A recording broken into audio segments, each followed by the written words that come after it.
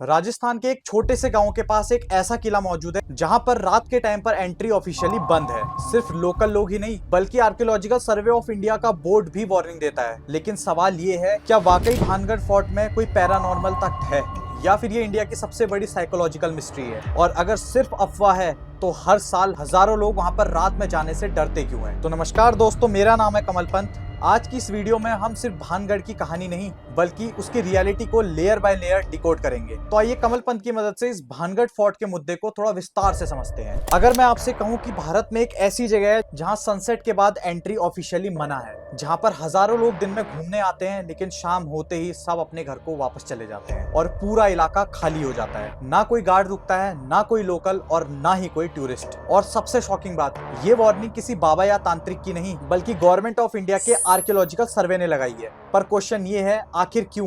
क्या वाकई Bhangarh fort haunted है? क्या आज भी वहां पर किसी की आत्मा भटकती है?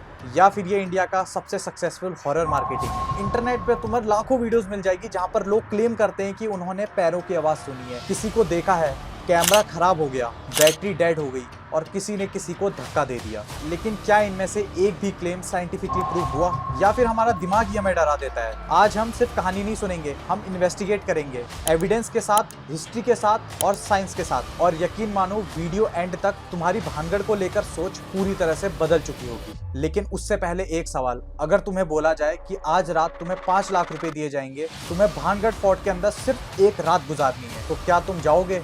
कमेंट करके जरूर बताना। क्योंकि जो लोग मान गए थे उनमें से कुछ लोगों ने ऐसी बातें बताई जो आज तक मिस्ट्री बनी हुई है। तो चलिए शुरू करते हैं इंडिया के सबसे कंट्रोवर्शियल फोर्ट की कहानी। राजस्थान की तेज धूप, दूर तक फैली हुई अरावली की पहाड़ियां और उनके बीच पत्थरों से बना हुआ एक पुराना शहर। पहली नजर में भानगढ़ बिल्कुल नॉर्मल लगता है। कुछ टूटे हुए मंदिर, पुराने बाजार, महल के अवशेष और टूरिस्ट जो सेल्फी लेने में बिजी होते हैं। बच्चे दौड़ रहे हैं, कपल्स फोटो ले रहे हैं, गाइड्स कहानी सुना रहे हैं। लेकिन सिर्फ कुछ घंटे बाद शाम होने लगती है और ये जगह एकदम से बदल जाती है। सूरज धीरे धीरे पहाड़ियों के पीछे चला जाता है और उसके बाद एक अजीब सी साइलेंस। ना ही कोई टूरिस्ट, ना ही कोई गाइड और ना ही कोई कपल और ना ही कोई फैमिली, सिर्फ हवा और टूटते हुए महल। और इसी वक्त एक बोर्ड सबका ध्यान खींच लेता है। उस बोर्ड पर लिखा होता है कि सनसेट के बाद और सनराइज से पहले एंट्री प्रोहिबिटेड है। अब यहाँ से मिस्ट्री शुरू होती है।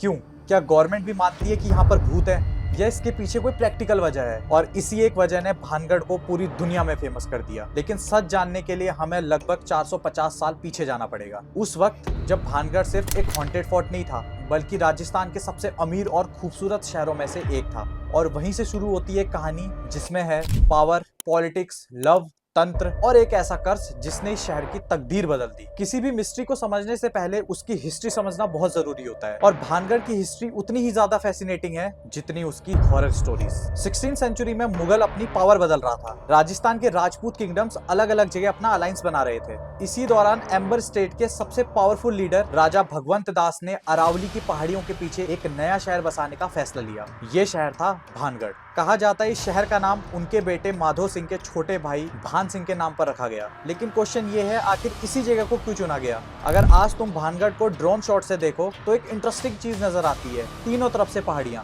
बीच में एक नेचुरल वैली, एक तरफ जंगल और आसपास पानी के पुराने sources. Military point of view से देखा जाए तो ये जगह एकदम परफेक्ट है। एनिमीज का आर्मी को अटैक करना मुश्किल और शहर को प्रोटेक्ट करना आसान। इसी वजह से यहाँ सिर्फ एक फोर्ट नहीं बल्कि एक प्लान्ड सिटी बनाया गया। वाइड मार्केट स्ट्रीट, मंदिर, residential areas, royal place, water reservoirs और डिफेंसिव वॉल्स। यानी भानगढ़ किसी हॉरर मूवी का सेट नहीं था, ये एक रिच ट्रेडिंग सिटी थी।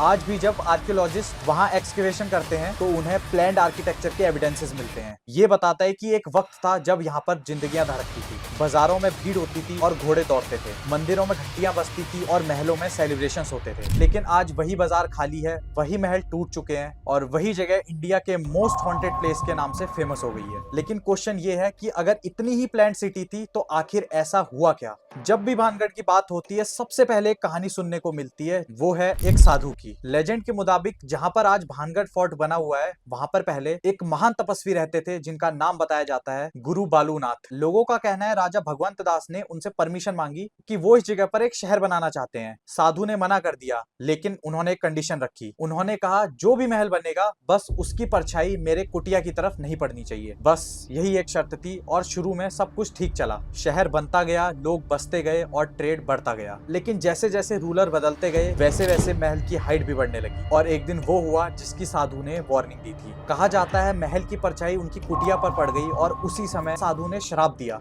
ये शहर कभी आबाद नहीं रहेगा, ये शहर कभी बस नहीं पाएगा। और फिर थोड़े ही समय बाद भानगढ़ बर्बाद हो गया। ये कहानी आज भी लोकल गाइड्स बड़े ही कॉन्फिडेंस के साथ सुनाते हैं। लेकिन एक मिनट यहाँ रुकते हैं।